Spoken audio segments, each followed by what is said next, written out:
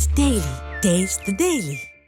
மதுரை மாவட்டம் ஐயங்கோட்டை ஊராட்சியில் உள்ள சுமார் 200 ஏக்கர் விவசாய நிலத்திற்குள் ஊராட்சி நிர்வாகமே கழிவுநீரை கலந்துவிடும் சிசிடிவி காட்சிகள் வெளியாகி அதிர்ச்சியை ஏற்படுத்தியுள்ளது.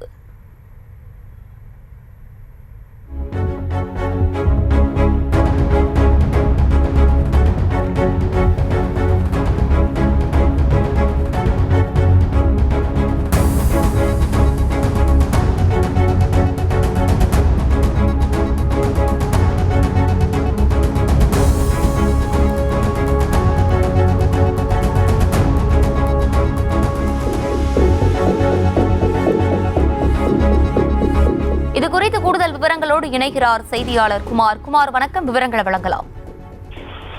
வணக்கம் ஹர்ஷினி. மதுரை மாவட்டம் வாடிப்பட்டி அருகே ஐயங்கோட்டை ஊராட்சிக்கு உட்பட்ட நகரி பகுதியில் இங்கு மதுரை திண்டுக்கல் தேசிய நெடுஞ்சாலையில் சுமார் 200க்கும் மேற்பட்ட ஏக்கரில் விவசாய நிலங்கள் உள்ளது.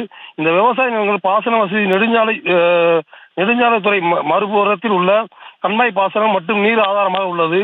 இந்த நிலையில் கண்மாய் பாசனம் வாய்க்காலில் நகரி கிராமத்தில் உள்ள தொழிற்சாலை கழிவுநீர் மற்றும் சாக்கடை கழிவுநீர் இந்த கண்மாய் பாசன கால்வாயில் சென்று விவசாய நிலங்கள் கழிவுநீர் கலக்கும் வகையில் விவசாய நிலங்கள் பாதிக்கும் செயலை ஐயங்கோட்டை ஊராட்சி நிர்வாக அலுவலர் ஆட்களை வைத்து சிசிடிவி காட்சிகள் தற்போது வெளியாகி பெரும் பரபரப்பை ஏற்படுத்தியுள்ளது.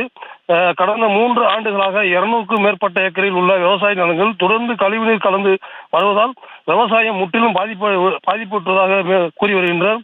மேலும் கழிவுநீர் கலக்கும் வாய்க்கால் மதுபான பாட்டில் மருந்து கழிவுநீர், மனித கழிவு மற்றும் பிளாஸ்டிக் கழிவு விவசாய நிலங்கள் கலப்பதால் துர்நாற்றம் வீசுவதாகவும் விவசாயத்தில் நோய் தொற்று ஏற்படும் அபாயம் ஏற்பட்டுள்ளதாக இதனால் விவசாயிகள் வேலை பார்க்கும் வேலையாட்கள் வருவதில்லை.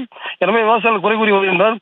தற்போது இதை குறித்து கடந்த 3 ஆண்டுகளாக ஊராட்சி நிர்வாகம் மற்றும் வட்டார வளர்ச்சி அலுவலர் என பலமுறை மனு அளித்தும் எந்தவித நடவடிக்கையும் எடுக்கவில்லை. இதற்கு மாறாக தொழிற்சாலை கழிவு நீரை விவசாய நிலங்கள் கலக்கும் செயல் ஊராட்சி அலுவலர் நிர்வாகம் பெரும் அதிர்ச்சியை ஏற்படுத்தியுள்ளது.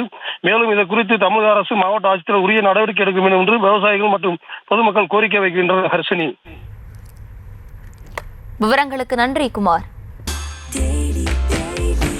Taste the Daily.